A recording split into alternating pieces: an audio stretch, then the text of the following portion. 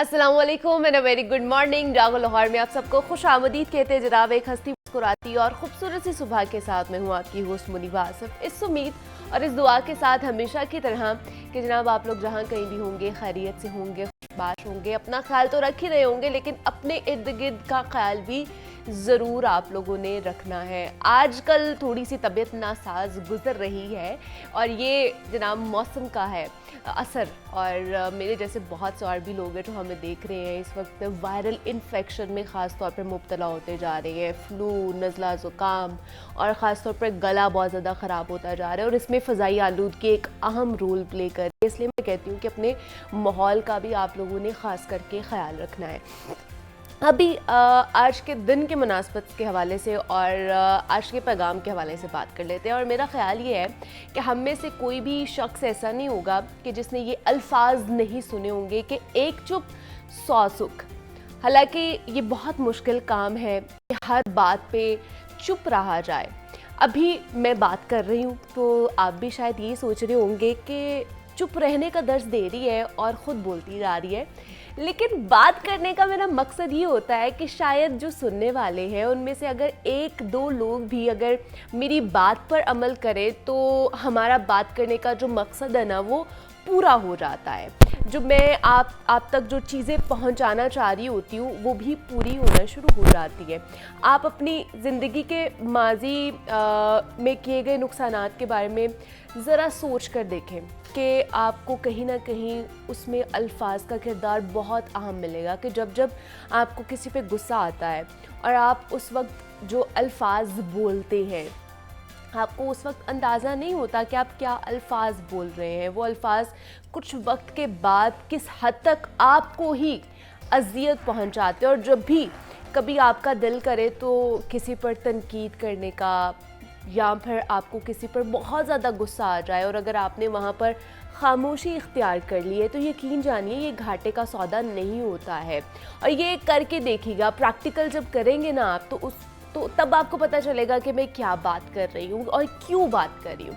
क्योंकि इसके फ़वाइद भी आप कुछ वक्त के बाद ही आपको पता चलता है। जिस तरह नुकसानात का कुछ वक्त के बाद पता चलता है ना, तो फ़ायदे क्या क्या हो रहे होते हैं उन चीज़ों के, वो भी थोड़ी देर के बाद हमें पता चलता है कि खामोश रहने से आपका कितना ज़्यादा फ़ायदा होता है। इसलिए पहले तोले, जो हमें बोलते भी हैं, हमारे बड़े बुज़ुर्ग पहले बोलते हैं कि जनाब पहले तोले और फिर बोले। ये जो असूल है ना, इसको हमें अपनी ज़िंदगी में अपनाना चाहिए। जहाँ पर आपको लगता है कि चुप से काम चल सकता हो, वहाँ अल्फाज का ज़िया ना करें और उसका फ़ायदा भी नहीं होता है।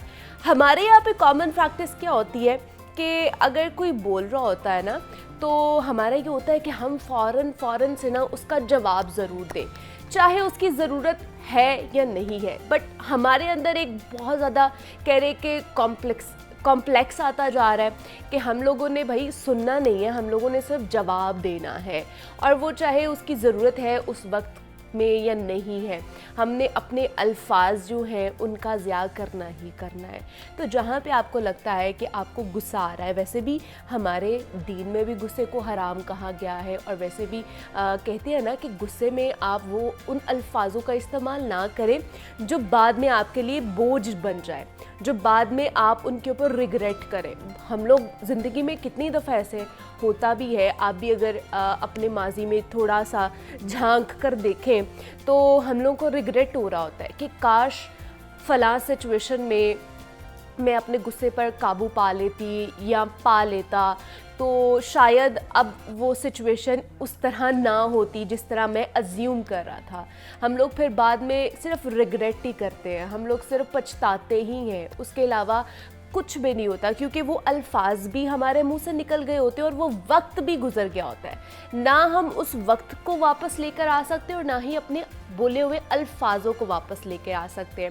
तो इसलिए कहते हैं कि कमान से निकला हुआ तीर कभी भी वापस नहीं आता। तो इसलिए अपने अल्फाजों का चुनाव बहुत अच्छे तरीके से आपको करना चाहिए कि हमारे अल्फाज किसी की दिल आज़ारी तो नहीं कर रहे हैं, किसी का नुकसान तो नहीं पहुंचा रहे हैं, किसी का दिल दुखा तो नहीं रहे हैं।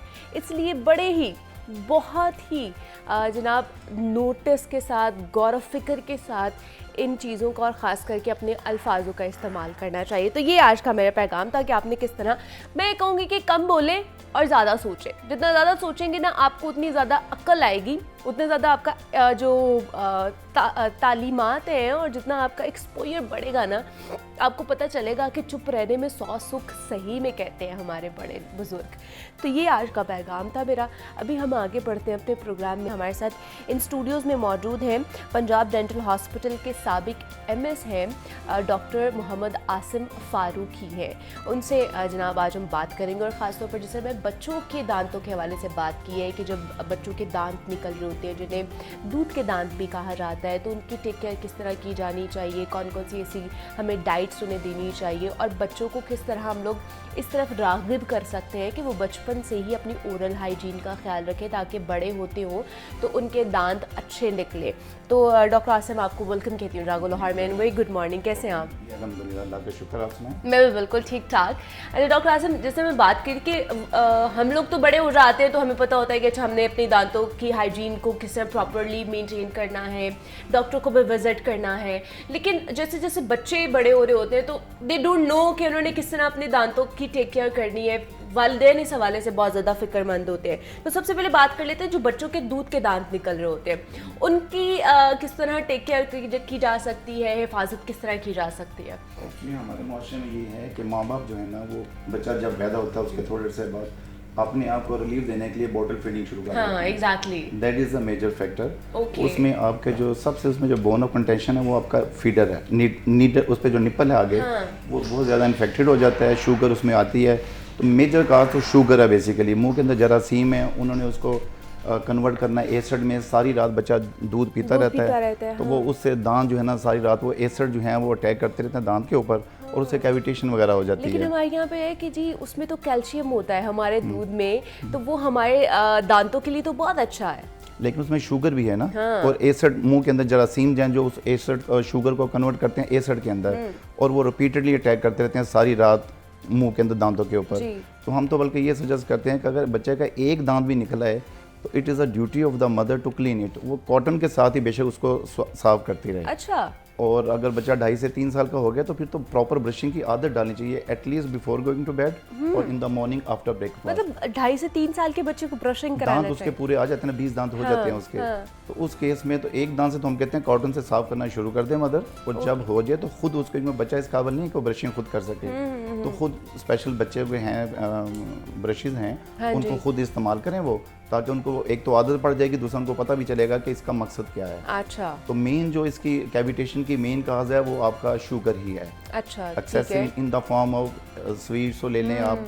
आजकल आपको पता है कोल्ड ड्रिंक्स का बहुत ज्यादा रुझान है, बहुत ज्यादा। फिजी ड्रिंक्स हैं, मल्टीपल फैक्टर्स हैं, लेकिन जो जिसमें और कोल्ड ड्रिंक्स भी आपको पता है फिल्टर में डाल के दी जा रही होती है। अनफॉर्चुनेटली इसी वजह से जो है ना दांतों के अंदर कैविटेशन हो जाती है। तो वी शुड रिस्ट्रिक्ट, और कुछ नहीं कर सकते, कम अज कम पीने के बाद कुल्ली कर लें, कम अज कम या ब्रश अगर बहुत ज़रूरी है तो कर सकते हैं, तो अवेलेबल है तो ब्रशिंग कर लें, ताकि जो फूड डेपोजिशन है that is the main cause of producing cavitation, जिसमें शुगर भी है, तो उसको आप अवॉइड करना है अपने काज को। अच्छा, हमारे यहाँ पे होता है कि बिकॉज वो दूध के दांत होते हैं तो उन्होंने गिरना ही गिरना होता है, तो इसलिए इतनी ज़्यादा टेक केयर या ख्याल नहीं रखा जा रहा होता कि जब दोबारा से सही वाले दांत निकलेंगे तो उसका ख्याल रखा जाएगा। हमारा ये भी कॉन्सेप्ट है यहाँ पे। वो मिसकंसेप्शन है। बात ये है कि we call it mix dentition. 6 साल की उम्र से लेके दूध के दांतों में गिरना शुरू हो जाते हैं जी, और 13 साल 12 से 13 साल की उम्र तक रिप्लेसमेंट होती रहती है परमानेंट दांत। व्हाट अबाउट दैट टाइम, जब वो अगर कैविटेशन हो गई है, बच्चा इंडल्जिंग इन पेन, दर्द के साथ वो करा रहा है, तो आप उस दांत ने गिरना 10 या 11 साल की उम्र में, तो उस उम्र तक क्या करेंगे आप उसको? वो तो बड़ा तकलीफ में रहेगा, पेनफुल प्रोसीजर होगा, आपको डेंटिस्ट के पास लेके जाना पड़ेगा, फाइनेंशियली भी आपको ज़ाहिर फिर या दांत निकलवाना पड़ेगा या फिलिंग करवानी पड़ेगी, व्हाटसोएवर। अगर आप बचपन से ही उसको आदत डालें और आप ये मेजरमेंट्स ले लें कि आप ये कैविटेशन ना हो, तो मेरे ख्याल में दोनों के लिए फ़ायदेमंद रहेगा, बच्चे के लिए भी। अच्छा, ये तो थोड़े से बड़े बच्चों की बात की है ना, मतलब जो बच्चे बहुत ज़्यादा 6 to 8 मंथ्स यहाँ पे 12 मंथ्स के होते हैं, जो 1 साल के हो रहे होते हैं, उनके भी हल्के हल्के दांत निकल रहे होते हैं, तो वो बहुत पेनफुल उनके लिए भी होता है। तो उनके लिए आप क्या कहेंगे कि माँ को क्या करना चाहिए, मतलब ये रेमेडी बता दें माँ को? वैसे तो इरिटेशन होती है बच्चे को, क्योंकि वो he is unable to express, वो अपने आप को तो बता नहीं सकता मुझे क्या है, तो जैसे वो बोनजेला है या लिग्नोकेन है, वो हल्का हल्का उसके ऊपर दांत, जहाँ पे दांत को बल्ज बन जाता है, पता चलता है यहाँ पे दांत आ रहा है, अच्छा। वहाँ पे हल्का हल्का उसको जो है ना वो मतलब अप्लाई कर, मसाज कर दें उसको। हमारे तो यहाँ पे कहते हैं जी शहद ले लें थोड़ी सी अपनी उंगली पे लगा के, तो उसका मसाज करें उसके गम्स के ऊपर। मेन मकसद तो वही है कि जो उसको इरिटेशन हो रही है उसको आप अवॉइड कर लें। तो इससे अगर लिग्नोकेन है वो जेल नम आ जाएगा, अच्छा। उसकी थोड़ी सी इरिटेशन खत्म हो जाएगी। या लिग्नो ये बोनजेला वजेला है इसी तरह की हैं, ये आप लगा लें फॉर द टाइम बीइंग। ठीक है, तो यही तो इसको कोई नुकसान तो नहीं होगा उसको? ठीक है, मतलब ये जो हमारे घर में होता है इट्स गुड, चल रहा है, ठीक है। ये ठीक है कि बच्चों के इजी टीथ निकलना शुरू हो जाते हैं। अच्छा, जिस तरह हम लोग जंक फूड बहुत ज़्यादा खा रहे हैं, बच्चे बहुत ज़्यादा खा रहे हैं, कोल्ड ड्रिंक्स, चॉकलेट्स और ये सारी चीज़ें खा रहे हैं, तो बच्चों के लिए क्या प्रेफरेबल होता है कि वो डॉक्टर्स को या पेरेंट्स बच्चों को कितनी देर बाद डॉक्टर का विजिट लाजमी कराए? अनफॉर्चुनेटली हमारे पाकिस्तान में सिस्टम कोई एग्जिस्ट नहीं करता। पूरी दुनिया में हर 3 to 6 month, after 3 to 6 month they have to visit dentist okay regularly. उसका एक मेन एडवांटेज ये हो जाता है कि कुछ ऐसे कैंसर्स हैं जिनका first sign and symptom oral cavity के अंदर अपीयर होता है, लाइक ल्यूकीमिया है, ब्लड कैंसर्स हैं, अच्छा। ओरल सबम्यूकस फाइब्रोसिस है, इस तरह के। वो जब रूटीन में विजिट कर रहे होते हैं तो अर्ली स्टेजेस पे वो डिटेक्ट हो जाता है, then it's easy to control it. उनकी प्रोग्नोसिस कैंसर वगैरह की इसलिए सारी दुनिया में अच्छी है। हमारे यहाँ पे तो जब तक लास्ट स्टेज ना आ जाए पेशेंट का भी जो है ना वो तो डॉक्टर के पास जाना बड़ा मायूब समझते हैं कि जी ये शायद कोई जाना ही नहीं है जब तक हमें कोई प्रॉब्लम ना हो। तो यहाँ पे हमारा ऐसा सिस्टम नहीं है कि आप हर 3 से 6 महीने के बाद डेंटिस्ट को रेगुलरली विजिट करें, ताकि बजाय इसके एक प्रॉब्लम हो जाए आप उसको prevention is always better than the cure. तो बजाय इसके कैविटी हो जाए आप पहले उसको अगर प्रिवेंटिव मेजर्स ले लेते हैं कि ना हो, that is the good one. ठीक है, तो कौन सी डाइट्स हमें बच्चों को देनी चाहिए जो फाइबरस फूड जो है ना बच्चे जो फाइबर बड़ों के लिए भी as well, fibrous food is a good, क्योंकि जितनी देर वो मेस्टिकेशन करते रहेंगे वो सलाइवा प्रोड्यूस होता है, एक्सरसाइज हो जाती है जॉ की भी और दांतों की भी और गम्स की भी, वो हेल्दी हो जाएंगे और क्लींजिंग साथ ऑटोमेटिकली होती है, क्योंकि यहाँ पे मुंह के अंदर हमारे 3 पेयर हैं इसके सलाइवरी ग्लैंड्स के ना, तो जब खाना मुंह के अंदर आता है दे आर एक्टिवेटेड, वो थूक प्रोड्यूस करते हैं। अच्छा। थूक जो है वो क्लींजिंग का पर्पस कर देती है at the same time, it doesn't allow the food to be deposited in between the teeth. अच्छा। तो वो जिस साइड पे चबा रहे होंगे, तो जब इस तरह की फाइबरस फूड देंगे आप, जैसे गाजर, मूली या इस तरह की चीज़ें जिसमें वो कभी गन्ने का, आप देखें किसी ज़माने में होता था कि लोग गन्ना बड़े आराम से छील लेते थे, बिल्कुल इजीली। हाँ, अब तो नहीं, हमारे बच्चे तो इतना ज़्यादा चबाते भी नहीं, चू भी नहीं करते, वो निगल जाते हैं। मिड की आपकी रिक्वायरमेंट पूरी हो गई है, लेकिन ओरल कैविटी की रिक्वायरमेंट नहीं है, दांतों से ले रहे होते हैं। बिल्कुल ऐसे ही है। तो इसलिए अच्छे तरीके से, मतलब कितनी दफ़ा चबाना चाहिए कि हम गिन के अगर चबा लें तो वो ज़्यादा बेहतर है? क्वांटिटी तो ऐसी नहीं है, लेकिन ये कि जैसे उसमें भी है, इस्लाम में भी है कि खुराक को चबा के छोटा कर करके, ताकि उसमें ज़्यादा, जितना ज़्यादा आपके सलाइवरी जो हैं वो प्रोड्यूस करेंगे, सलाइवा मिक्स होएगा, डाइजेशन आपकी बहुत अच्छी हो जाएगी। जब डाइजेशन अच्छी होगी तो आपका मैदा भी अच्छा काम करेगा और वो एनर्जी में भी कन्वर्ट हो जाएगा इजीली, बजाय इसके कि आप बड़ा बड़ा नवाला लें और मैदे के अंदर जाएं और वो वैसे जाके फिर बाद में अल्सर भी प्रोड्यूस कर सकते हैं वो लेटर। अच्छा, दूसरा डॉक्टर आसिम मुझे ये बताइए कि बच्चे के दांत टूट जाते हैं जब दोबारा वो निकल रहे होते हैं, तो आजकल मैंने देखे बच्चों के बहुत टेढ़े मेढ़े से दांत निकल रहे होते हैं, तो उसके हवाले से हमें क्या करना चाहिए? इसमें काजेज तो इसकी मल्टीपल्स हैं। कंजेनिटल काज भी हो सकती है कि मदर से या फादर से उनके दांत भी टेढ़े मेढ़े हैं, तो वहाँ से भी एक फैक्टर आ सकता है। लेकिन what I do believe the major cause है वो ये है कि मदर फीड खुद नहीं करवाती बच्चे को जॉ एक्सरसाइज नहीं होती, फीडर मुंह में डाल देते हैं, बच्चा 2 दफ़ा उसको मारता है मुंह को, वो सारा दूध उसका जो है ना वो क्वांटिटी उसकी डिमांड पूरी हो गई, लेकिन जॉ की एक्सरसाइज नहीं हुई जिसने उसको ब्रॉडर करना था, जिसमें समटाइम्स ये जैसे मैंने कहा कंजेनिटल है कि बच्चा जो है वो टूथ साइज़ जो है वो फादर से ले लेता है which is big one, jaw size उसने मदर से ले लिया विच इज़ स्मॉलर वन, तो छोटी जगह पे फिर बड़े दांत जब आएंगे तो वो भी एक कुड बी अनदर रीज़न। तो दूसरा ये कि हमारे पास, चूँकि मैंने बताया कि डॉक्टर के पास नहीं जाते, अगर आप ये 6 से 12 साल की उम्र में डॉक्टर के पास जाना शुरू कर दें और वो देखता है कि परमानेंट दांत पीछे आ रहा है, दांत टेढ़े मेढ़े हो रहे हैं, वो फ़ौरन दूध का दांत निकाल दे, तो दांत ऑटोमेटिकली सीधे हो सकते हैं। लेकिन अनफॉर्चुनेटली लैक ऑफ एजुकेशन और सिस्टम की वजह से ये हमारे बहुत ज़्यादा पेशेंट इस तरह नहीं आते हैं, और उसके बाद फिर उन्हें जैसे जैसे बच्चे बड़े होते हैं दांतों में फिर ब्रेसेस लगना शुरू हो जाते हैं, फिर बाकी जो प्रॉब्लम्स हैं रिलेटेड टू टीथ वो फिर होना शुरू हो जाती है। इस पर भी हम मज़ीद बात करेंगे किसी और सेगमेंट में कि किस तरह जो ब्रेसेस खासतौर पर बच्चों में भी बहुत ज़्यादा लग रहे हैं उनसे किस तरह प्रिवेंट किया जा सकता है, बचा जा सकता है। हमारे साथ डॉक्टर आसिम फारूकी मौजूद थे। डॉक्टर साहब बहुत शुक्रिया आपके वक्त का कि आप यहाँ पर आए, ओरल हाइजीन का खासतौर पर बच्चों में किस तरह ख्याल रखा जाए उस पर बात की है। यहाँ पर एक छोटी सी ब्रेक ब्रेक लेते हैं, मिलते हैं इस ब्रेक के बाद।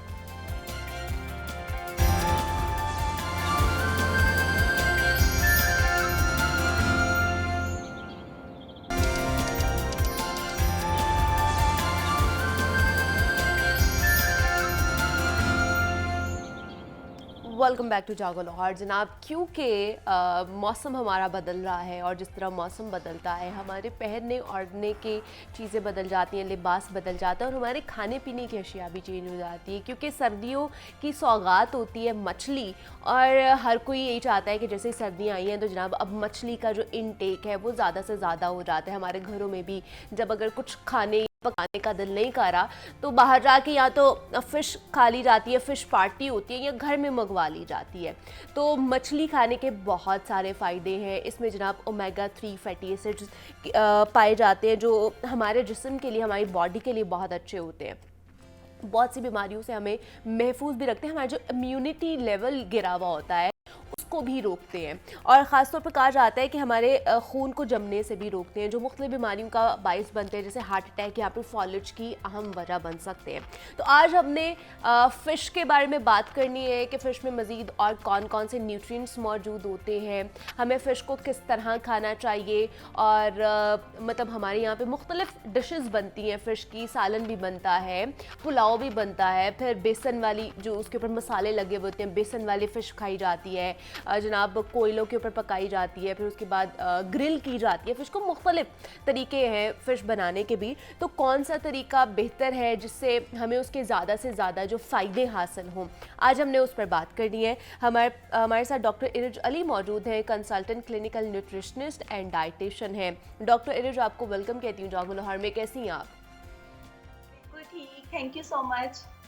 डॉक्टर, मछली में मतलब ये सर्दियां हैं और हर कोई यही प्रेफर करेगा कि हम वाइट मीट ज़्यादा खाएं जिसमें मछली का इस्तेमाल बढ़ जाता है। तो क्या क्या फ़ायदे हैं फ़िश खाने के? क्योंकि मौसम चेंज हो रहा है और बाकी सबकी प्रेफरेंस है कि अब तो अच्छा फिश का मौसम आ रहा है तो हम इसका इंटेक बढ़ा लें।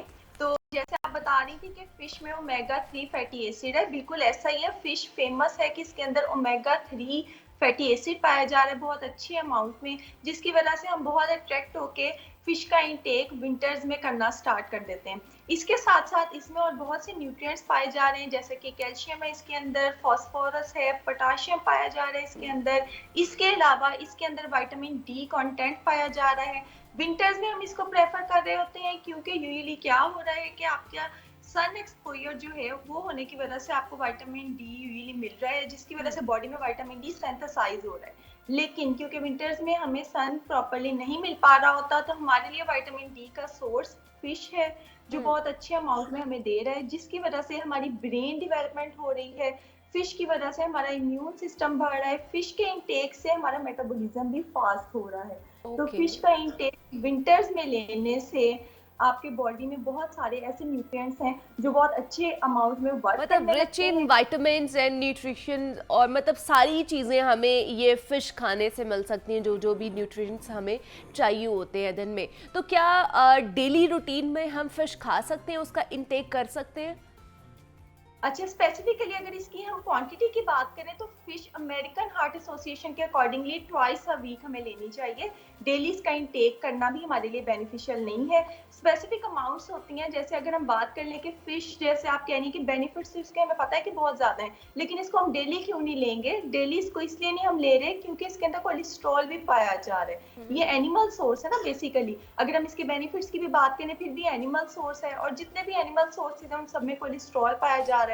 तो अगर हम ये बात कर लें कि हम तो सिर्फ 100 ग्राम फिश ले रहे हैं, अगर डेली भी ले रहे हैं तो आप कहेंगे हम तो सिर्फ 100 ग्राम ले रहे हैं, तो ये हमें कैसे हार्मफुल होगा कि अगर हम सिर्फ 100 ग्राम फिश डेली ले लें तो हमें बेनिफिट्स ही मिलेंगे। तो एक्चुअली ऐसा है कि 100 ग्राम में भी 41 मिलीग्राम आपको कोलेस्ट्रॉल मिल रहा है। इतना ज्यादा कोलेस्ट्रॉल अगर आप पर डे ले रहे हैं तो वो तो फिर आपके पूरे वीक का कोटा पूरा हो गया। मतलब एक हफ्ते में 2 दफ़ा खा सकते हैं, ये रिकमेंडेड है?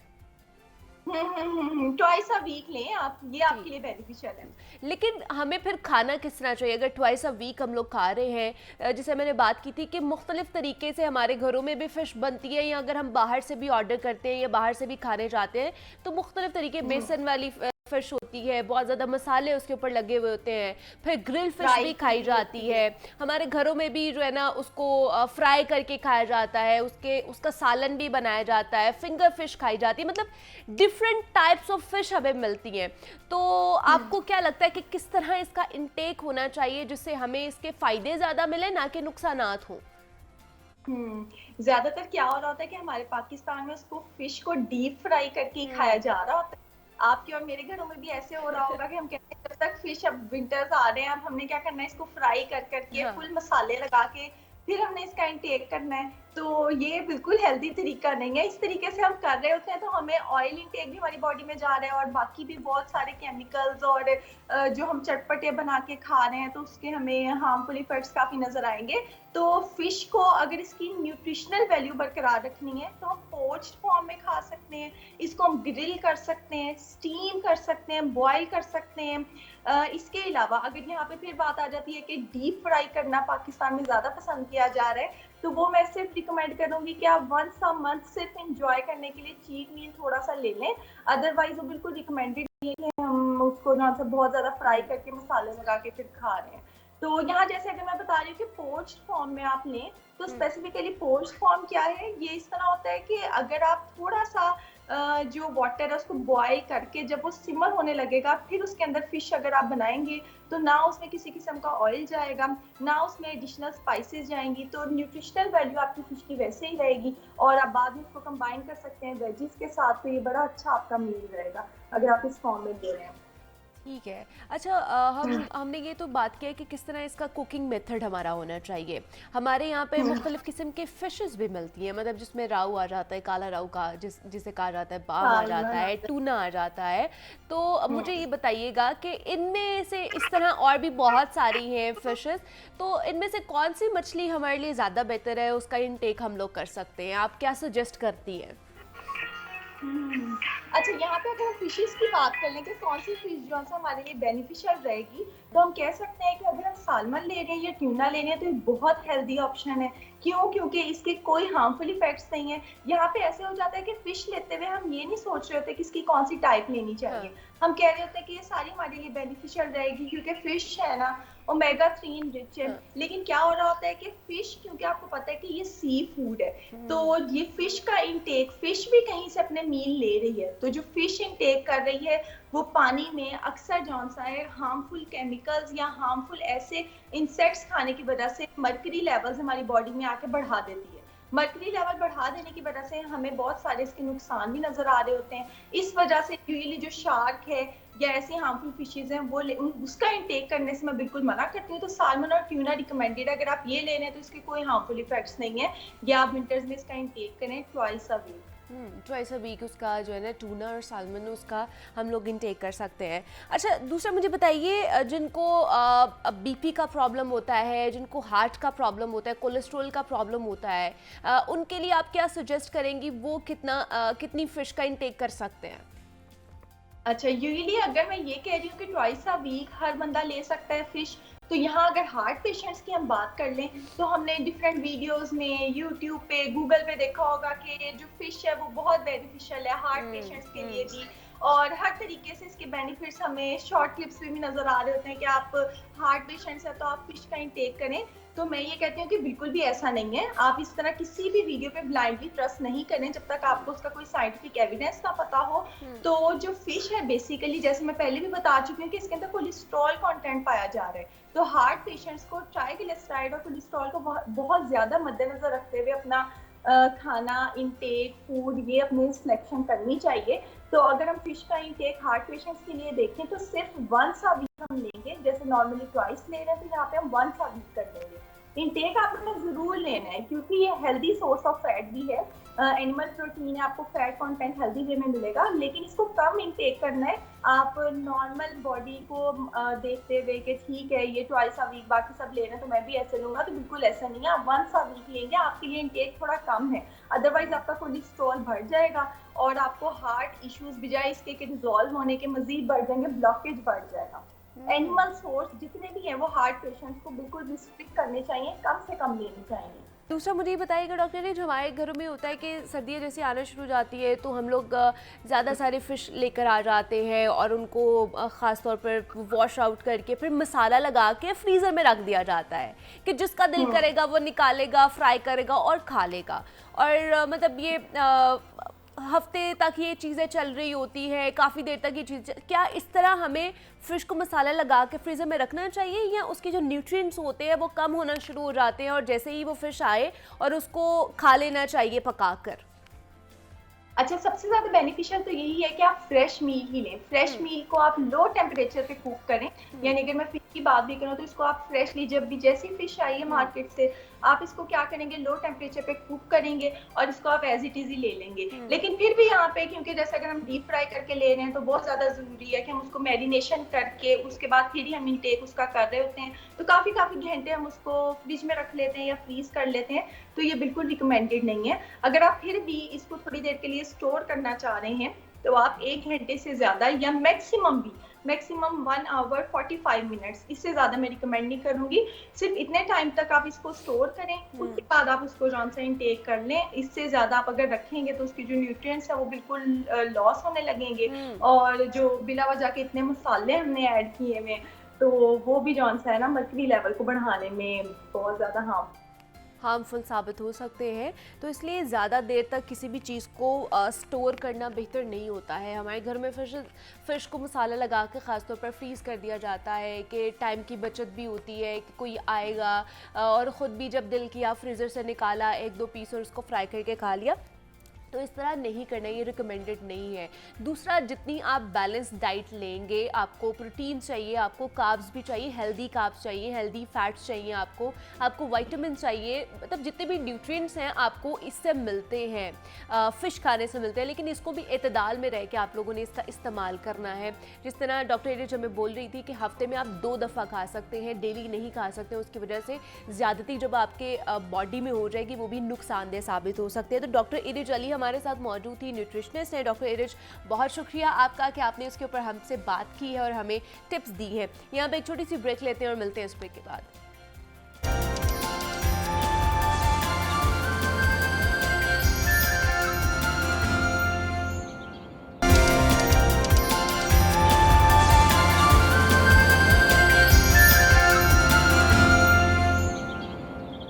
वेलकम बैक टू जागो लाहौर। जनाब, अब कुछ बात कर लेते हैं फ़िज़ाई आलूदगी के हवाले से और स्मॉग के हवाले से, क्योंकि जनाब स्मॉग बढ़ती जा रही है, इसमें इजाफा होता जा रहा है और इससे बचाव के लिए ना सिर्फ माहौलियाती तब्दीली लाजमी है बल्कि हर इंसान को अपने घर में, अपने इर्द गिर्द का माहौल और तर्ज़ ज़िंदगी में भी मुस्बत तब्दीलियाँ लाने की ज़रूरत है। अगर हम अपने माहौल में तब्दीलियाँ लाएंगे और अपने घरों में, अपने ऑफिसेज़ में या अपनी काम करने वाली जगहों पर, बाज़ारों में, सड़कों में पॉजिटिव चेंजिंग्स लेकर आएंगे और अपनी खुराक और तर्ज़ ज़िंदगी के हालात के मुताबिक तब्दील करेंगे ना, तो स्मॉग से होने वाले जो मुमकिन नुकसानात हैं उनसे बचा जा सकता है या कम अज़ कम इसमें कमी ज़रूर लाई जा सकती है। तो माहौल में पाए जाने वाले जो दरख्त हैं और मुख्तलिफ़ अनवाओ इक़साम के पौधे फ़िज़ाई आलूदगी और हवा में मुअल्लिक ज़रात में कमी का बाइस बनते हैं, लेकिन बढ़ती हुई शहरी ज़िंदगी और हाउसिंग कॉलोनीज़ के क़याम से जगह जगह दरख्तों और पौधों को काटा जा रहा है। सड़कें और जो गलियां हमारी वो बनाने के बहाने ग्रीन बेल्ट्स को ख़त्म किया जा रहा है और ज़रूरत इस वक्त इस अमर की है कि हर शख्स अपने घर के बाहर कम अज़ कम 4 से 5 दरख्त और छोटे बड़े पौधे ज़रूर लगाए। इसी तरह घरों में कोई ना कोई हिस्सा ऐसा ज़रूर मुख्तस किया जाए जिसमें मुख्तलिफ़ अनवाओ इक़साम के हम लोग पौधे लगा सकते हैं। तो मेरा मैसेज ये होगा कि इस मौसम में जहाँ खांसी, फ्लू, बुखार बहुत ज़्यादा बढ़ता जा रहा है, वायरल इन्फेक्शंस बहुत ज़्यादा बढ़ते जा रहे हैं, जो मैं भी जिसका शिकार हुई हूँ इस वक्त, इससे हमने बचना कैसे है, कौन सी प्रिकॉशनरी मेजर्स हमें लेने चाहिए, इस पर बात करने के लिए हमारे साथ इन स्टूडियोज़ में मौजूद हैं मेडिकल स्पेशलिस्ट हैं डॉक्टर अदील कुरैशी ने हमें आज ज्वाइन किया है। डॉक्टर अदील, आपको वेलकम कहती हूँ जागो लाहौर में। कैसे हैं आप? थैंक यू वेरी मच जी, अल्लाह का शुक्र। डॉक्टर अदील, क्योंकि पोल्यूशन बहुत ज़्यादा बढ़ती जा रही है, स्मॉग बहुत ज़्यादा बढ़ती जा रही है और वायरल इन्फेक्शन इनकी वजह से हो रहे हैं, मैं भी इस वक्त फ्लू, गला ख़राब और टेम्परेचर में मुब्तला हूँ, वायरल इन्फेक्शन में। मेरी तरह और भी बहुत से लोग हैं जो वायरल इन्फेक्शन उनको हो रहे हैं। क्या वजह है इसकी? फ़िज़ाई आलूदगी भी है या कोई और फैक्टर्स भी हो सकते हैं इसके अंदर? सबसे पहले तो आपका बहुत शुक्रिया कि एक ऐसा टॉपिक जो मैं समझता हूँ कि गवर्नमेंट लेवल पे होना चाहिए, ना सिर्फ प्रिंट मीडिया पे, सोशल मीडिया पे और हर तरफ से, वो आप लोगों ने उठाया। हाँ जी। दूसरा ये कि एक इतनी अनफॉर्चुनेट कंडीशन है हमारे कंट्री में कि जब भी कोई मौसमी बीमारी आती है तो वो पिछले साल से ज़्यादा बुरे तरीके से आती है। आप सिर्फ इसको स्मोक को ना देखें, आप डेंगू को देख लें, आप मलेरिया देख लें, टाइफाइड, आप जरकान देख लें, टीबी देखें, कोई भी मौसमी बीमारी होगी वो आपको पिछले साल से ज़्यादा खतरनाक नहीं। अब इसकी वजह क्या है? इसकी वजह ये है कि हम लोगों का जो विज़न है किसी भी चीज़ को कंट्रोल करने का, मेरा ख्याल है कि वो दुनिया में सबसे पुअर है। ये जो स्मोक है ये आज की बात नहीं है, मैं समझता हूँ कि पिछले कुछ 6-7 साल से इसमें ये बढ़ आई और उसके बाद ये बतदरीज इसमें इजाफा ही होता गया। लेकिन हमने इस पे कंट्रोल पाने की बजाय बल्कि इसको हमने वर्स किया। वो कैसे? आपका विज़न बड़ा माशाल्लाह अच्छा था, जिस तरह से आपने बताया कि हमें जो हाउसिंग सोसाइटीज़ हम लोग बना रहे हैं, हम लोग दरख्त काटी जा रहे हैं, ग्रीन बेल्ट्स को ख़त्म कर रहे हैं, ये एक बुनियादी वजह है। अगर आप देखें यूरोप और जो दूसरे कंट्रीज़ हैं वहाँ पे सालाना गाड़ियों को चेक किया जाता है, कोई गाड़ी अगर ज़्यादा धुआं छोड़ती है, कुछ भी उसमें इशू है तो उसको बैन कर दिया जाता है। लेकिन अनफॉर्चुनेटली हमारे यहाँ पे कोई कुछ बनी हमें सड़कों पर वो नज़र आ रही होती है ट्रैवल करते हुए। बिल्कुल। और फैक्ट्रीज आप देखें, वो जितना मर्जी धुआं छोड़े, हम लोगों को बिल्कुल भी उसकी कोई फिक्र नहीं, कोई उसके ऊपर चेक एंड बैलेंस नहीं है। तो अनफॉर्चुनेटली ये चीज़ें तो हमारे कंट्री में, और मेरा ख्याल है कि हमारी किस्मत में लिखी गई हैं, गवर्नमेंट लेवल पे इसको कभी भी नहीं देखा जाएगा और ना ही इसकी अवेयरनेस दी जाएगी। दूसरी चीज़ ये है कि जाहिर है कि जब ये एक इतनी मोहलक चीज़ है जो कि फ़िज़ा में फैली हुई है, हम उसी फ़िज़ा में हम निकलते हैं, सांस ले रहे हैं, हमारी फैमिली निकलती है, फिर हमारे बच्चे हैं वो बाहर जाते हैं, तो वो सारी की सारी वो जो आलूदगी है वो अपने अंदर लेके जाते हैं सांस के ज़रिए। और ये वो एक ऐसी चीज़ है जो डायरेक्टली आपके फेफड़ों में जा रही होती है। बाकी अगर आप देखें कोई भी आप मेडिसिन लेते हैं वो आपके मैदे में जाएगी, वो फिर किस रास्तों से गुजर के आपके ब्लड में जाएगी, इस डायरेक्ट आपके फेफड़ों में जानी है और उनको जाके मुतासिर करेगी। अब उसमें अगर आप ये इसके अंदर जो चीज़ें हैं सिर्फ उनको ही देख लें तो आपको समझ आ जाएगी कि बार बार लोग इससे बीमार क्यों होते हैं। इसके अंदर जो ज़रात है पाए जाते हैं, जो केमिकल्स इसको कह सकते हैं आपके, वो पाए जाते हैं और वो जब आपके फेफड़ों में जाते हैं तो वो कितना ज़्यादा उसको मुतासिर, हमें नज़र नहीं आ रहे होते, वो टाइनी पार्टिकल्स जो होते हैं वो हमें आम मतलब आंख से नज़र नहीं आते, लेकिन वो बहुत ज़्यादा आपके ख़ासतौर पर फेफड़ों को बहुत ज़्यादा रेस्पिरेटरी प्रॉब्लम्स होने शुरू हो जाती है। इसमें नाइट्रोजन ऑक्साइड होती है जो कि सीधी आपके फेफड़ों में जारी होती है ऑक्सीजन के साथ मिक्स होके।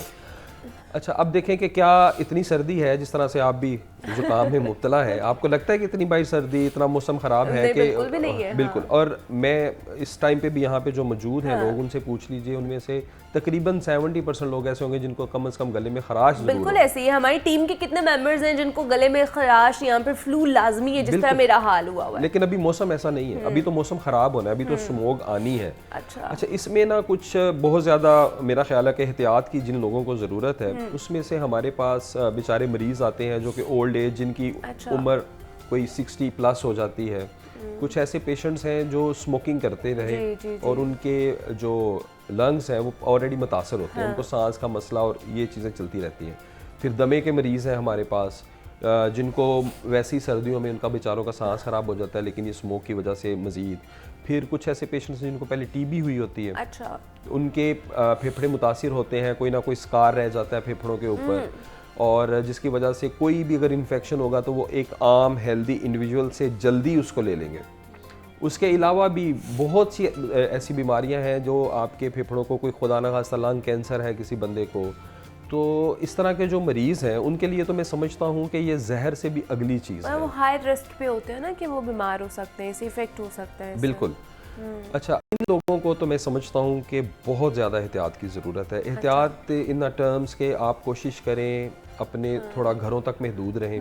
अगर कोई बहुत ज़्यादा ज़रूरी काम है तो फिर ही बाहर जाया जाए। देखिए, हमने जब हमारे जैसे लोगों ने अब ऑफिस जाना है डॉक्टर साहब, कामकाज पे जाना है, बाहर निकलना है, तो अब जैसे मैं मुतासर हुई हूँ, मेरे जैसे और भी बहुत से लोग जो इफ़ेक्ट हुए हैं इससे, तो वो क्या करें, इससे बचने के लिए क्या कर सकते हैं? मतलब मैं कल से एंटीबायोटिक्स नहीं ले रही हूँ, मैं कहवे पी रही हूँ या मैं रेस्ट कर रही हूँ ज़्यादा से ज़्यादा, कि एंटीबायोटिक्स वायरल में नहीं लेना चाहिए। ये इतनी मेरे ख्याल से अब लोगों को अवेयरनेस होनी चाहिए। तो हम लोग क्या कर सकते हैं? अपनी डाइट में ऐसी कौन सी चीज़ें ले सकते हैं जिससे इसका इफेक्ट हमें कम हो? बिल्कुल, बिल्कुल, मैं तो उसमें आप जैसे जो हट्टे कट्टे लोग हैं उनकी बात नहीं कर रहा था। जो नहीं, हम ऑलरेडी जैसे बेचारे हट्टे कट्टे लोग भी बीमार हो जाते हैं इनसे। इतना तो चलिए वो अफोर्ड है ना, जो बेचारे जो लोग पहले से ऑलरेडी जिनको मसाइल है, ऑलरेडी किसी क्रॉनिक बीमारी में मुब्तला बिल्कुल है। हाँ जी। उनको डायबिटिक है पेशेंट, उनको चाहिए कि थोड़ा सा एहतियात कर लें। अगर उन्होंने बाहर जाना है गाड़ी का इस्तेमाल करें, बाइक का इस्तेमाल ना करें। अगर बाइक पे जाना मजबूरी है हेलमेट का पहन लें, ग्लासेस का इस्तेमाल करें, पानी का थोड़ा सा इस्तेमाल ज़्यादा करें, क्योंकि इसमें पता है आपको आंखें भी आपकी मुतासिर हो जाती हैं। जी।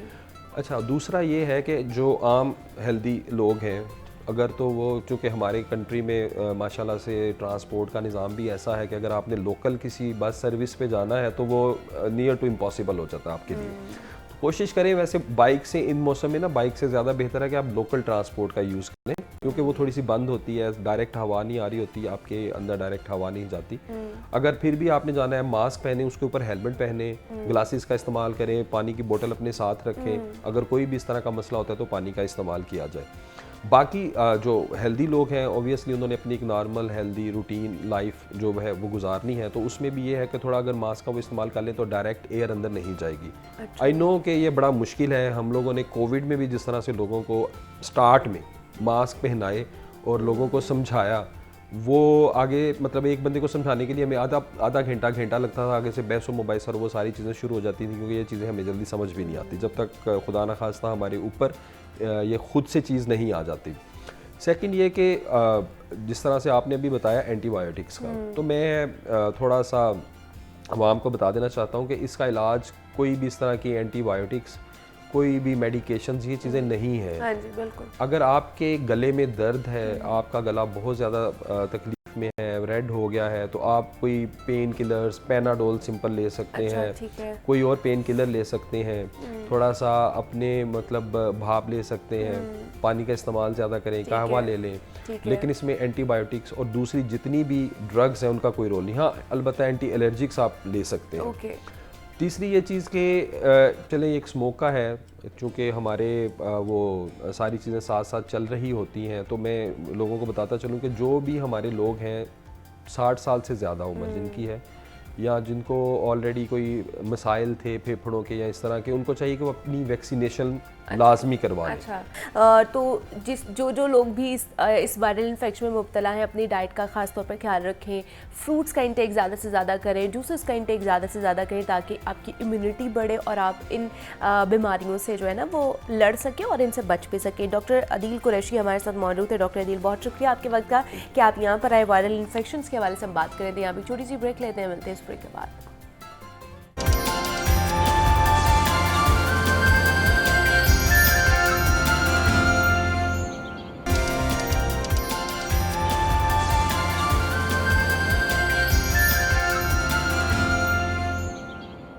वेलकम बैक टू जागो लाहौर। जनाब, अब कुछ बात कर लेते हैं महकमों के हवाले से। तो मुख्तलिफ महकमों पे हम बात करते रहते हैं। आज हमने एक्साइज डिपार्टमेंट की बात करनी है जो बहुत अच्छा काम कर रहा है, और मैं इब्तदा में आपको बता दूं कि हमारे इदारे मौजूद हैं और मुआशरे में कानून की हकमियत बरकरार रखने के लिए अहम इकदाम भी कर रहे होते हैं, लेकिन कुछ चैलेंजेस भी मौजूद होते हैं। जैसे एक्साइज के महकमे ही की अगर बात कर ली जाए तो बर वक्त नंबर प्लेट्स ना होने की वजह से शहरियों को ख़ास तौर पर ट्रैफिक पुलिस की जानिब से चालान का सामना करना पड़ता है। और ज़राए के मुताबिक गाड़ियों और मोटरसाइकिल्स की नंबर प्लेट्स की फ़ीसों की मद में महकमा एक्साइज एंड टैक्सेशन की मोटर रजिस्ट्रेशन अथॉरिटी ने अरबों रुपए वसूल कर रखे हैं। ताहम 23 लाख से ज़ायद जो शहरी हैं वो अदायगी के बावजूद अपनी नंबर प्लेट्स के हसूल के लिए दफातर के चक्कर पर चक्कर लगाने पर इस वक्त मजबूर हो चुके हैं, और शहरी परेशान है। ट्रैफिक पुलिस भी उन्हें माफ़ी देने को तैयार नहीं है, और महकमा एक्साइज के रिकॉर्ड के मुताबिक शहरियों से नंबर प्लेट्स की मद में 3.25 अरब से ज़ायद जो फीसें हैं वो वसूल कर रखी हैं, और बर वक्त फ़ीसों की वसूली के बावजूद गाड़ियों और मोटरसाइकिलों की जो नंबर प्लेट्स हैं वो फराहम नहीं की जा रही हैं। और अगर गुज़श्ता 4 बरस से देखा जाए तो 23 लाख से ज़ायद जो नंबर प्लेट्स हैं वो इल्तवा का शिकार हैं, जबकि नंबर प्लेट्स की बर वक्त फराहमी के लिए महकमा एक्साइज ने नीम सरकारी कंपनी के साथ मुआहिदा भी कर रखा है तो ये मुआहिदा अगर किया है तो क्यों नहीं काम कर पा रहा, हमारे जो नंबर प्लेट्स हैं ख़ासतौर पर शहरियों की, वो क्यों नहीं उन्हें दी जा रही हैं बर वक्त। और वो एक तो फ़ीस भी दे चुके हैं, भर चुके हैं, दूसरा वो चालान भी भरने पे मजबूर हो जाते हैं बिकॉज़ हमारी जो ट्रैफिक पुलिस है वो उनको चालान कर देती है बिकॉज़ उनके पास नंबर प्लेट्स नहीं होती। तो इसकी क्या वजह है, बैकलॉग हमारे पास इस वक्त कितना है, एक्साइज डिपार्टमेंट पे क्या फ़ंड्स की कमी है, या क्या कौन कौन सी वजूहात है, उस पर आज हम बात करेंगे। हमारे साथ इन स्टूडियोज़ में मौजूद है राहिल अली है, नुमाइंदा लाहौर न्यूज़ है। राहिल, आपको वेलकम कहती हूँ जागो लाहौर में। और उनके साथ हमें ज्वाइन किया है मोहम्मद आसिफ साहब हैं जो कि डायरेक्टर मोटर्स हैं एक्साइज लाहौर के। आसिफ साहब, आपको भी वेलकम कहती हूँ जागो लाहौर में। कैसे हैं आप? जी मैं ठीक है। सबसे पहले राहिल, आप ही से मैं इस पूरे सिनेरियो के बारे में जानना चाहूँगी। ये कोई अभी की बात नहीं है, ये बहुत अरसे से ये मसला जो है ये चलता आ रहा है। 4-5 साल बहुत लंबा अरसा होता है कि नंबर प्लेट्स के लिए फ़ीसें भर दी जाती हैं, लोग चक्कर लगाने पर मजबूर हो जाते हैं, अपना पूरा टाइम निकाल कर, मसरूफ़ ज़िंदगी में से टाइम निकाल कर वहाँ पर जाते हैं कि हमारी नंबर प्लेट्स लग जाएगी, वहाँ पर भी फ़ीसें भर देते हैं। उसके बाद फिर ट्रैफिक चलान्स भी उन्हें कराने पड़ते हैं, उसमें भी उन्हें चलान में पैसे भरने पड़ते हैं। तो क्या वजह है, क्यों बैकलॉग इतना ज़्यादा बढ़ता जा रहा है और इसको क्लियर नहीं किया जा रहा? देखें, ये बड़ा हसास सा मामला है नंबर प्लेट्स का, क्योंकि जिस नीम सरकारी अदारे की आपने बात की है, हाँ जी। तो शायद हम उस हवाले से डिटेल्स में गुफ्तगू कर नहीं कर सकते, लेकिन एक सिस्टम जब बनाया गया था, ये मामला चल रहा है जब पिछले साबिक ज़िला पंजाब थे शहबाज शरीफ, उनके दौर से आखिरी टेन्योर से शुरू हुआ था, फिर PTI आ गई, फिर अब दोबारा ये निगरान गवर्नमेंट चल रही है। तो ये एक ऐसा सिस्टम था जिसमें PTI के दौर में ये फ़ैसला किया गया कि हम ऐसे सरकारी इदारे को हम G2G गवर्नमेंट टू गवर्नमेंट मुआहदा कर लें ताकि कोई सिस्टम बेहतर हो सके, चीज़ें जो है वो बेहतरी की तरफ जा सकें। लेकिन अनफॉर्चुनेट ये चीज़ें बेहतर नहीं हो सकें, बीच में कोविड आ गया, डॉलर का रेट बहुत ज़्यादा बढ़ गया, तो जिस चीज़ में आपने जिस रेट पे नंबर प्लेट्स ली हुई थी तो कंपनी ने उस पर एतराज़ भी किया। तो बहुत सी ऐसी चीज़ें थी जिस पे जो महकमा एक्साइज ने कोशिश तो की काबू पाया जा सके, लेकिन कहीं ना कहीं महकमा एक्साइज के हाथ में जो है वो बन जाते हैं इस इशू पर। तो सूरत हाल ये है कि इस वक्त 27 लाख के करीब जो है वो नंबर प्लेट से इल्तवा का शिकार हैं, और ये एक बहुत बड़ा जो है ना ह्यूज नंबर है। और इस हवाले से महकमा एक्साइज को इसलिए तनकीद का निशाना बनाया जाता है कि महकमा एक्साइज ने पैसे वसूल करने हैं लोगों से, और अब तक नंबर प्लेट्स नहीं मिले। 3 अरब कोई छोटी रकम नहीं है, जिसकी वजह से महकमे को जो है ना वो थोड़ा प्रॉब्लम का सामना है। डायरेक्टर साहब मोहम्मद आसिफ बैठे हैं, इनको भी बहुत सी चीज़ों का पता है, बहुत सी चीज़ें हैं, और बहुत से मामला गवर्नमेंट के ऐसे हैं कि हम जो है वो नंबर प्लेट्स के हवाले से अब हुकूमत क्या अपनी लाएअमल बनाती है, क्या इसकी पॉलिसी तब्दील होती है, क्योंकि जिस गवर्नमेंट के पास कॉन्ट्रैक्ट था उनका 31 अक्टूबर को कॉन्ट्रैक्ट खत्म हो रहा है। अब उसे दोबारा रिन्यू किया जाता है, नई कंपनी को दिया जाता है, आज 31 अक्टूबर आज खत्म हो रहा है। तो तकरीबन अब इस पे पॉलिसी गवर्नमेंट क्या नहीं देखती, क्योंकि एक बहुत बड़ा डेडलॉक जो है वो पैदा हो चुका है, ये बहुत बड़ा बर्डन है। हालांकि महकमा एक्साइज ने अपनी तरफ से बहुत अच्छे इकदाम किए, बहुत जिद्दत पे लेके चले गए महकमा एक्साइज को। इसलिए पहले लाइन में कहा था कि एक्साइज जो है बड़ा अच्छा काम ऑनलाइन सारी चीज़ें हो गई हैं, लोगों को बहुत ज़्यादा प्रॉब्लम्स का सामना नहीं करना पड़ा, लेकिन ये चीज़ ऐसी है जिसकी वजह से वो तमाम जो अच्छे काम है ना महकमा एक्साइज के, वो एक तरफ हो गया और ये बर्डन जो है ना उनके ऊपर आ गया। अच्छा सर, क्या कहेंगे आपकी, मतलब 27 लाख जो नंबर प्लेट्स हैं वो इस वक्त भी इल्तवा का शिकार हैं, शहरी परेशान होते जा रहे हैं, चलान्स उनके कटते जा रहे हैं, उसमें भी वो पैसा खर्च कर रहे हैं, क्या वजह है कि बैकलॉग ख़त्म नहीं हो रहा है? जी बिस्मिल्लाहिर्रहमानिर्रहीम। सबसे पहले जी जैसा कि आपके इल्म में है कि कोई भी जो सिस्टम है उसमें वो इम्पेकेबल नहीं होता, उसमें सर्टन डेफिशिएंसीज होती हैं। जी जी। एक्साइज टैक्सेशन डिपार्टमेंट जैसा कि आप अभी देखिए कि बहुत सारी रिफॉर्म्स से गुजरा है। हाँ जी। DVRS हमने लॉन्च किया, ऑनलाइन पेमेंट्स हमने लॉन्च की, इसके अलावा व्हीकल जो पोस्ट ट्रांजैक्शन तकरीबन जो 75% गाड़ी ट्रांसफ़र है या इंजन चेंज है या कलर चेंज है वो हम तकरीबन ऑनलाइन ले जा चुके हैं। ना तो उसके लिए पब्लिक ऑफिस आना पड़ता है, वो पेपरलेस है, आपने ऑनलाइन पेमेंट्स करनी है, उसमें गबन या कोई मैनिपुलेशन का इख्तिमाल नहीं है। रही बात नंबर प्लेट की, तो 3 साल पहले जब हमारा G2G बेसिस पेनल्टी से कंटेक्ट हुआ तो कंटेक्ट की जो क्लास 4(1) थी वो बड़ा स्पेसिफिकली जो इसकी प्राइस है उसको डिटरमिन करती थी कि फॉर 1 ईयर जो है ना प्राइस वही होगी जो इनिशियल प्राइस है। आफ्टर 1 ईयर जब आप देखिए कि डिफरेंट जो मतलब फैक्टर्स होते हैं, जैसे डॉलर महंगा हो गया या इलेक्ट्रिसिटी महंगी होगी, इनपुट्स की जो कॉस्ट है, तो उस वजह से चूँकि डॉलर ने यकदम जंप लिया तो हम चूँकि बाई एग्रीमेंट मजबूर थे कि हमने जो 4(1) के तहत उसकी प्राइस वही रखनी जो फ्रॉम फर्स्ट डे थी, यानी 1 साल 300 जब से कॉन्ट्रैक्ट शुरू हुआ पहली नंबर प्लेट प्रिंट होकर हमें मिली 365 दिन तक उसकी प्राइस सेम रहनी थी। अच्छा। हुआ ये कि जब डॉलर ने जंप लिया उसकी वजह से जो रॉ मटेरियल है, इनपुट कॉस्ट जैसे बत्ती वो बढ़ वगैरह, गई। इन्फ्लेशन की वजह से जब ठीक है। थोड़ी इम्पैक्ट आया तो कंपनी ने हमें कहा जी रेट रिवाइज करें। अच्छा ठीक है। हमने उनसे कहा कि जी एज पर एग्रीमेंट रेट तो फॉर 1 ईयर रिवाइज नहीं हो सकते। तो उस पे उन्होंने फॉर द टाइम बीइंग हमें सप्लाई रोक दी। 2 हमने पैसे दिए हुए थे, 25 लाख नंबर प्लेट का हमने ऑर्डर भी दिए, पीओ भी दिया हुआ था, परचेज ऑर्डर जो होता है। जब उन्होंने हमें सप्लाई रोकी तो हमने उन्हें क्योंकि लीगल नोटिस दिया, राहिल बड़ा मुस्कुरा रहे हैं, मुझे लगा अंदर की कोई खबर देने वाले। लीगल नोटिस की वजह से डेफिनेटली ये होना था कि चूंकि काम स्टॉक हो गया, सप्लाई रुक गई, पब्लिक से 2 हम पैसे ले रहे थे, अच्छा। तो कंपनी जो है वो आर्बिट्रेशन में चली गई। उस पर एक फॉर्मर जज ऑफ हाई कोर्ट जो है वो आर्बिट्रेशन अभी भी उनके पास केस चल रहा है। नतीजा क्या हुआ कि ना तो हमें नंबर प्लेट मिली क्योंकि मामला कोर्ट में चला गया। मतलब ये मामला भी कोर्ट में चला गया। सारे मामला कोर्ट में चले जाएंगे तो फिर सर डिपार्टमेंट्स क्या करेंगे? कोर्ट ने अगर हल निकालने हैं। देखिए अब अदालत के सामने क्या कर सकते हैं। आर्बिट्रेशन में तो ये था तकरीबन ये 1 ईयर से मामला आर्बिट्रेशन में। अगर आर्बिट्रेशन में ये मामला फाइनल हो जाता, 2 रेट रिवाइज ना होते, जो भी सीन था, प्रोडक्शन जो चेन सप्लाई है वो नॉर्मल हो जाती, तो डेफिनेटली हम इस पोजीशन में होते कि हम लोगों को नंबर प्लेट्स दे पाते। लेकिन यहाँ मैं एक चीज़ की वजाहत करूँगा कि एक्साइज टैक्सेशन डिपार्टमेंट और पुलिस की अंडरस्टैंडिंग है, जो हमारा फॉर्मेट है, अगर उसके मुताबिक किसी ने बाजार से भी नंबर प्लेट बना के लगवाई हुई है तो पुलिस उसका चालान नहीं करती। सपोज एक किसी के पास गैर कानूनी पराडो है, उसने पराडो रखी हुई है गैर कानूनी, और उसके इट मींस कि जो लिंक्स हैं या कॉन्टैक्ट्स हैं वो भी हाईली प्रोफाइल होंगे, तो क्या इस तरह के भी आप लोगों को प्रेशर सहने पड़ते हैं?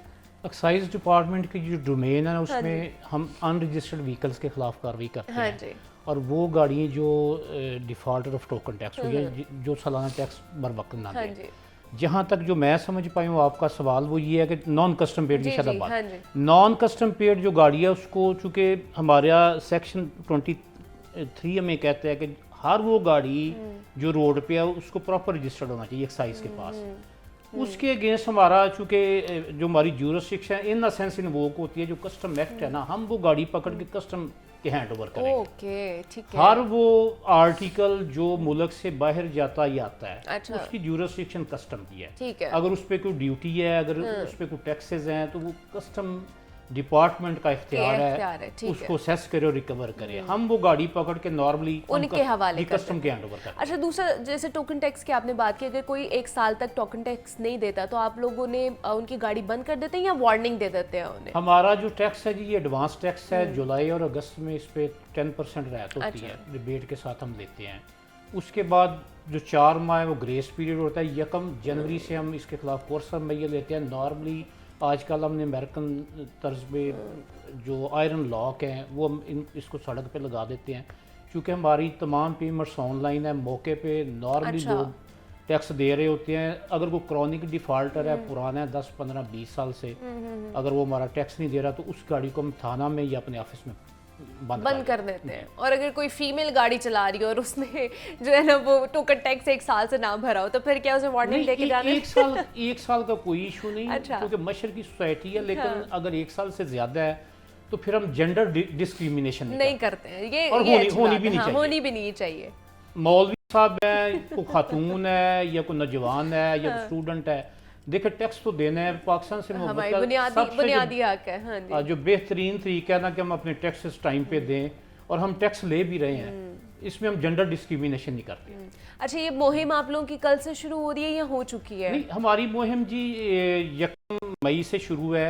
बीच में चूँकि 2 माह डिबेट पीरियड था, उसमें नहीं रही, लेकिन अब 1 सितंबर से हम दोबारा ऑन रोड्स हैं। कल भी हमारा होल्ड अप है और इसमें हमारी 7 टीम्स जो हैं वो राउंड द क्लॉक पूरे जो लाहौर के इन आउट या जो फेमस प्लेसेस हैं जैसे लिबर्टी वगैरह है, फोर्ट्रेस है, उस पर हमारी टीम्स रोड चेकिंग करेंगी।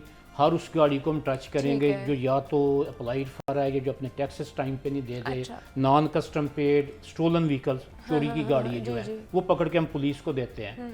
और मैं आपके चैनल की वसात से एक और बात का ऐड, क्योंकि हाई कोर्ट का हुक्म है तो स्मोक के ख़िलाफ़ भी हम कमिश्नर साहब मोहम्मद अली रंधावा साहब की हिदायत पे हम इन्वायरमेंट डिपार्टमेंट, सेक्रेटरी RTA और ट्रैफिक पुलिस को हम कल से असिस्ट करने जा रहे हैं। सुबह लास्ट जो डे गुजरा है इसमें हमारी 2 टीम्स थी, आज भी 2 टीम्स हैं, लेकिन कल हम 7 टीम्स के साथ तकरीबन 150 के स्टाफ के साथ हम रोड्स पे होंगे। स्मोक मीटिंग व्हीकल्स और applied for unregistered, defaulter vehicles, stolen, non custom plate, इन सब के खिलाफ कल से हम इंशाल्लाह कार्रवाई मतलब ये 6 फील्ड्स हैं जिसके खिलाफ कल जो है ना वो कार्रवाइयाँ होने वाली हैं और जो एक्साइज डिपार्टमेंट उनकी टीम्स हमें काम करते हुए नजर आएंगी। Sir, hope for the best wishes हैं आप लोगों के साथ भी कि आप जो कह के जा रहे हैं उसके ऊपर अमल दरामद भी हो और जल्दी इसके ऊपर हमें नज़र आए कि लोगों की परेशानियां हैं वो ख़त्म होती जा रही। मोहम्मद आसिफ साहब हमारे साथ मौजूद है। सर, बहुत शुक्रिया आपके वक्त का कि आप यहाँ पर आए। राहिल है, अली ने भी हमें ज्वाइन किया था। राहिल, आपका भी बेहद शुक्रिया कि आप भी यहाँ पर आए। अब एक छोटी सी ब्रेक लेते हैं, मिलते हैं इस ब्रेक के बाद।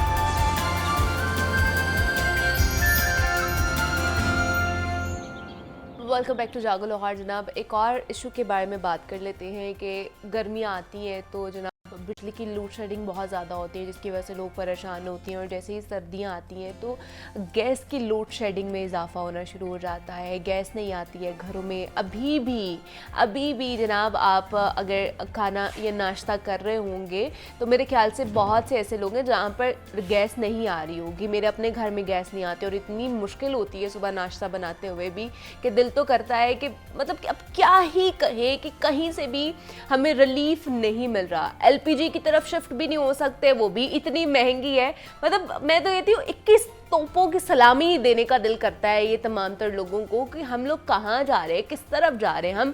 हम अपने टैक्स भी दे रहे हैं, हम हर चीज़ देने को तैयार है, लेकिन फिर भी कहीं से हमें रिलीफ नहीं मिल रहा है और अभी भी गैस की कीमतें बढ़ाई जा रही है, गैस आ नहीं रही, तो बंदा क्या करे, क्या खाए, क्या बच्चों को क्या खिलाए। तो इसी पे बात करते हैं कि क्या टाइमिंग्स हैं, उनके ऊपर क्या इम्प्लीमेंटेशन हो रही है। गैस आगे जब बहुत ज़्यादा सर्दी पड़ेगी तो क्या मज़ीद गैस की शॉर्टेज होने वाली है और लाहौरियों के साथ ख़ास तौर पर होने क्या वाला है। इस पर बात करने के लिए फ़हद अमीन हमारे साथ मौजूद है, नुमाइंदा लाहौर न्यूज़ है। फ़हद, आपको वेलकम कहती हूँ जागो लाहौर में। कैसे हैं आप? जी बिस्मिल्लाहिर्रहमानिर्रहीम, अल्हम्दुलिल्लाह, बहुत शुक्रिया आपने प्रोग्राम में बुलाया। आप ठीक हैं? मैं बिल्कुल ठीक ठाक, लेकिन मुझे ये बताएं मेरे घर तो गैस नहीं आती है, मतलब ज़्यादा नहीं आती है, कुछ दो वक्त की आती है, वो भी इतनी कम आती है कि पकाया ही नहीं जाता, घंटों लग जाते खाना। आपके घर आती है? मेरे घर 10 बजे तक तो आती है, उसके बाद नहीं आती। नहीं मतलब 10 बजे तक सही अच्छी भली आती है, नॉर्मल कभी आ जाती है। सुबह से लेके टाइमिंग है या सुबह से लेके 10 बजे तक किसी भी वक्त आती है? नहीं, बेसिकली सुई नॉर्दर्न की जानिब से जो मुख्तलिफ इलाकों में टाइमिंग रखी गई है। अच्छा, मुख्तलिफ इलाकों में मुख्तलिफ टाइमिंग्स। वाह वाह वाह, क्या बात है। एक ही है, टाइमिंग एक ही है, मगर सूरत हाल ये होती है कि बहुत से इलाकों में ये मामलात हैं कि वहाँ की गैस पाइपलाइन की प्रॉब्लम है। वहाँ टेल के इलाकों में खास तौर पर जो टेल पे हैं उनके लिए बहुत प्रॉब्लम है और ख़ास तौर पर जो गुंजानबाद इलाके हैं वहाँ पर गैस की बहुत प्रॉब्लम है। बहुत ज़्यादा। अगर आप थोड़ा सा सबर्ब्स में चले जाते हैं तो वहाँ पर जैसे सोसाइटीज़ हैं और सबर्ब्स इलाके आते हैं, वहाँ पर गैस की कुछ बेहतरी है लोगों के लिए, यानी कि उनको सारा दिन गैस मुयस्सर होती है, वो अपना जो है ना वो उससे मुस्तफ़ीद हो सकते हैं।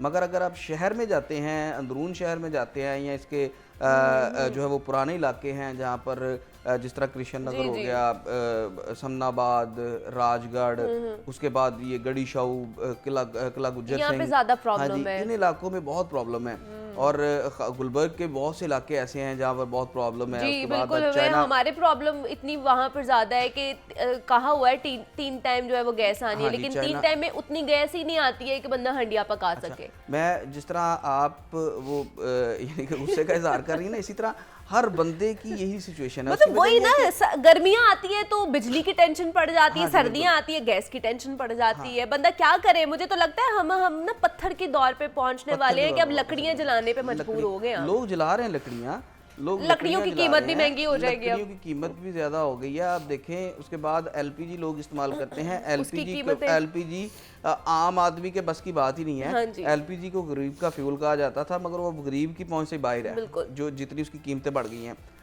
उसके बाद आप देखें कि इस गैस की कीमतें भी जो है वो कल बढ़ा दी गई हैं और आज से उसका इम्प्लीमेंट हो जाएगा। और वो सूरत हाल ये है कि 172% बढ़ाई तक गई है? गैस महंगी की गई है, 172% तक। हाँ जी। और जो मीटर रेंट है, यानी कि नहीं, जिसको कह इसका सकते हैं मतलब है फिक्स फवाद चार्जेस, साहब, मतलब है कि गैस आए ना आए बिल टाइम पे आएगा तो आपको गैस आए ना आए, आप बिल्कुल घर पे मौजूद नहीं है, उसके बावजूद आपने चलो एक जानब तो आ नहीं रही ना, दूसरी जानब आप इस्तेमाल भी नहीं कर रहे, अच्छा। ठीक है, तो उसके बावजूद आपको फिक्स चार्जेस आएंगे। और वो जो जिनका जो प्रोटेक्टेड कंज्यूमर थे गैस के सुई नॉर्दर्न के, उनको पहले 10 रुपये उनका जो है वो फिक्स चार्जेस थे। अच्छा। अब उनके फिक्स चार्जेस जो हैं वो 400 रुपये कर दिए 10 से 400 10 रुपये से Oh बढ़ा my के God। 400 रुपये कर दिए गए हैं। और इसी तरह जो नॉन प्रोटेक्टेड हैं उनके फिर इसी तरह उनके चार्जेस जो हैं वो बढ़ गए, किसी के 900 रुपये कर दिया गया है, किसी का 2200 रुपये कर दिया गया। इसी तरह फिक्स चार्जेस भी जो है वो बढ़ा दिए गए, उसके साथ साथ गैस की कीमत भी बढ़ा दी गई है। आप ये देखें कि ये जो आप गुंजानबाद इलाकों में चले इसका जाते मतलब हैं, है फवाद साहब, बिजली के बिलों को हम रोते थे गर्मियों में, अब गैस के बिलों को रोएंगे। देखें आप गर्मियों में परेशान, पूरी आवाम परेशान रही है, सारे सार्फिन परेशान रहे हैं कि बिजली की कीमतों में रोज इजाफा देखने होता में आ था रहा है। और बिल इतने ज्यादा आ रहे हाँ थे। जी, और अब ये आप मौसम सरमा में भी ये ज़हन बना लें कि यही सूरत हाल रहने वाली है। गैस आपको मिलनी नहीं है और जो है वो बिजली बिल के बिल आपने गैस के बिल बहुत आने आपने हैं। भरने हैं और वो इसी तरह भरने हैं। बेसिकली ये सारा IMF एजेंडा है जो भी हुकूमत की तरफ से जो है वो किया जा रहा है। और आज भी ये खबर भी चल रही है जी, ये जो फैसला है ये IMF को भिजवा दिया गया, यानी कि ये देखें अवाम हर तरफ से पिस रही है। अगर बिजली की कीमतों में पिछले कल आप देखें कल एक इजाफा उन्होंने उसकी मंजूरी दे रहे हैं, अभी मंजूरी दी नहीं है मगर हो जाएगी। जो बिजली की तकसीमकार कंपनियों ने दरखास्तें दायर की हैं उसमें जो आम सार्फिन हैं उन पर बिजली चोरी की मद में भी डाला जा रहा है कि जी उस बिजली चोरी की वजह से लॉसेज इतने हैं तो वो भी आम सार्फिन पे डाल दें। ठीक है, अब देखिए हम टैक्सेस हर तरफ से आवाम को जो है ना वो जकड़ने की कोशिश की जा रही है, रिलीफ नहीं दिया जा रहा। प्लान बना के आई है कि आवाम को जो है ना वो गर्दनें उतारनी है, बस आवाम की जो सूरत हाल है जिंदा नहीं रहने देना किसी को, गरीब बंदे को। नहीं तो इनके पास गैस नहीं है, क्या वजह है? देखिए गैस नहीं है, कुदरती गैस तो आपने इस तरह ज़ाया की है पिछले सालों में। जिस तरह वो जो है ना वो एक पंजाबी की कहावत है कि चोरी का कपड़ा ते डांगा दे गज, ठीक है ना, तो वो पुराना जो उसका क्या नाम है जो गैस थी ना आपके पास, जो आपकी कुदरती गैस इसका मतलब है, मतलब मुझे ये इसमें से ये मैसेज मिला है कि मुफ्त का मिल रहा है तो खाई जाओ, मुफ्त का मिल रहा है तो खाई जाओ। वो गैस इस तरह इस्तेमाल हुई है अंदर उधर नहीं फेंकना, बस खाई जाओ, खाई जाओ। वो अब हमारे इसमें मैं आपको एक बात बताऊं, इसमें हमारा कुछ जो है ना वो कंज्यूमर्स का भी बड़ा फॉल्ट है। अच्छा, हम भी गैस समझते हैं कि यार ये बस हमारे पास या इसको इस्तेमाल तो करें, इसको इस्तेमाल किया जाए। हाँ। अच्छा, एतदाल में रह के हर आप चीज का इस्तेमाल खातून करना हैं, चाहिए। घरों में चले ठीक है, खवातीन की ये आदत है कि वो थोड़ा सा गैस का चूल्हा छोड़ देती हैं खुला, उसको उन्होंने वो जो है ना अब तो वो भी नहीं आना, अब टेंशन ना लें, अब नहीं जाया होनी, क्योंकि अब घरों में गैस आनी नहीं है। तो जो वो हम लोग घर को अपने गर्म करने के लिए चूल्हा छोड़ देते हैं वो भी नहीं होना क्योंकि गैस नहीं होनी, तो टेंशन वाली बात नहीं है। लेकिन ये टेंशन लें कि अब गैस के जो बिल है ना वो आपको अदा करने पड़ेंगे, गैस आए ना आए, इस्तेमाल करें 172 गुना ज्यादा, 172 गुना ज्यादा जो है ना गैस के बिल आएंगे। फाद अमीन हमारे साथ मौजूद थे, गैस के वाले से हम बात करते। फाद आपसे बहुत शुक्रिया आपका कि आप यहाँ पर आए। मुझे इजाजत दीजिए, अपना ख्याल रखिएगा, अल्लाह हाफिज।